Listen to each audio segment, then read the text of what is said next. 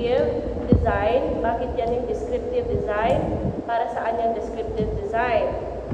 Para sa demographic profile of the respondents and for the level of efficiency of the BPADS.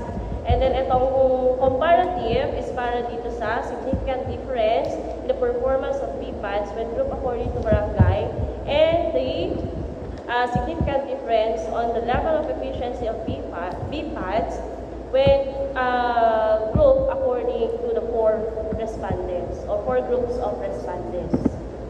So, dito sa sa sample and sampling, purposive sampling kasi ang ginamit nyo. Bakit purposive sampling ang ginamit nyo?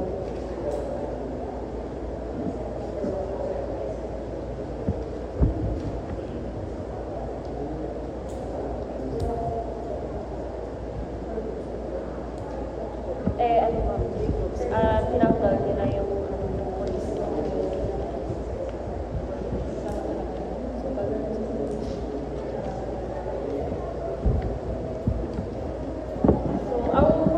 sampling kasi is bias yan eh, no? So, hindi dapat purposive. Since we have, ilan ang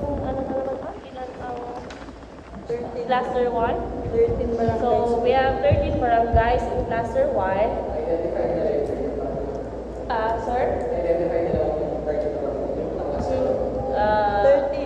sir. Kasi meron kaming sir, yung kung ilan ang igawa, ilan na na namin sir.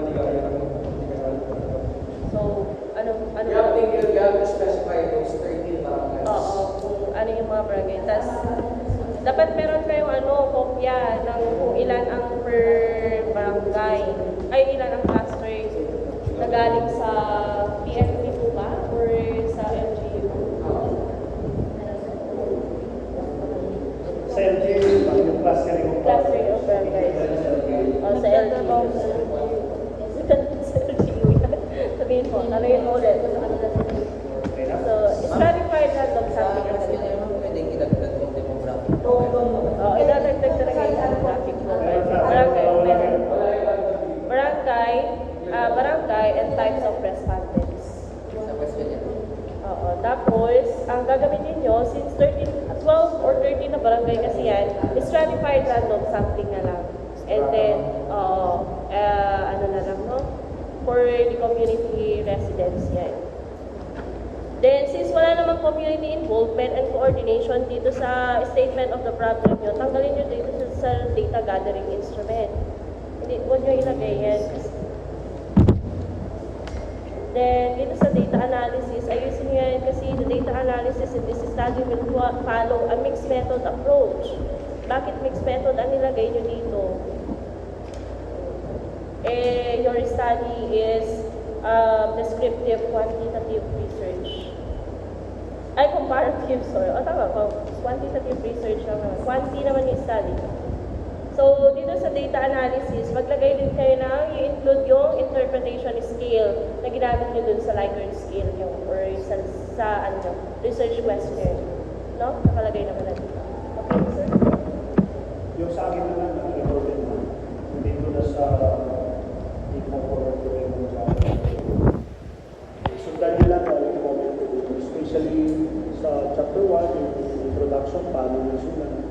Okay, sa literature, paano magsulat ulit. Nandito naman, guided naman tayo.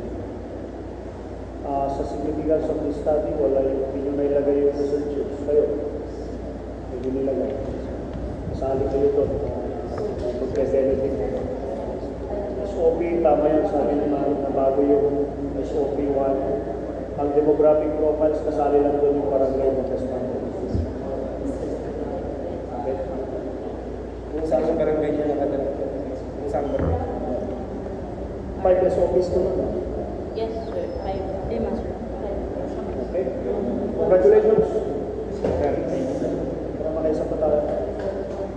Sige, yung mga comment na nasulat ko naman na dito, more on, may RRL kayo na naisali din sa introduction. Redundant na siya. Okay? So sabi kasi sa introduction, it should be merong problem. Kasi yun nandito lahat is more on positive. Okay? So bakit ginawa niya yung study? Because of From background, generally, tapos mag-count kayo on the problem na meron doon, na encounter.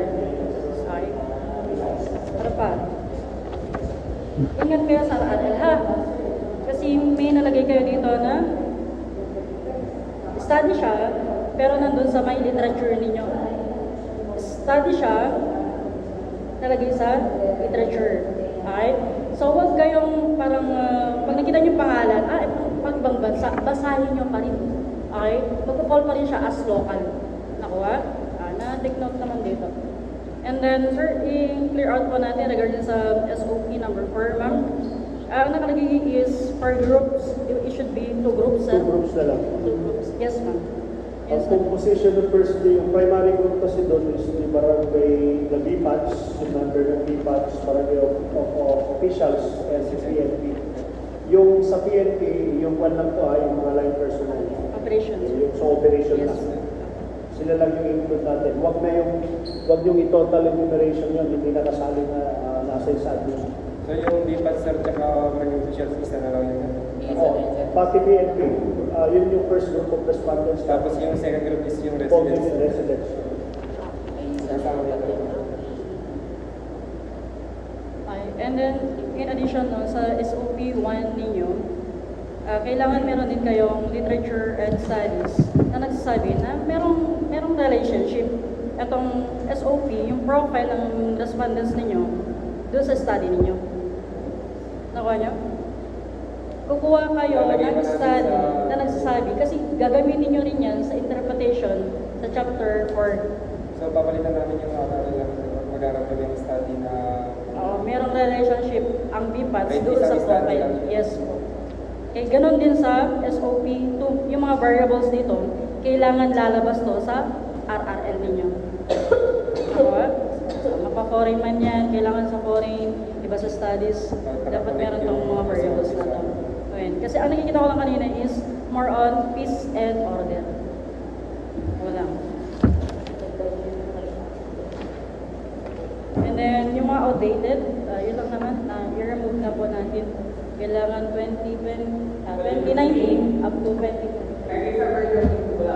Tapos pag may, pag may man, okay na yan. At in addition, reference yun na ito, the study of Floraline, Capila, Ayekoy, and Almero. Yes, sir. Barangay Peacekeeping Action Team of Selected Barangays of Cabao, Nagual City, Nueva Ecija. meron ata sa amin yung Yes, sir.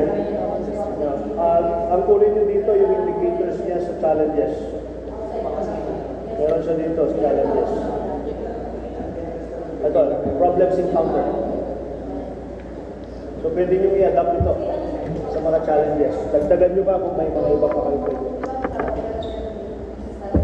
Yun lang. Sige. May tanong? Clear na po lahat? So congratulations. Okay. Parang hindi sila masaya. Gusto nyo ba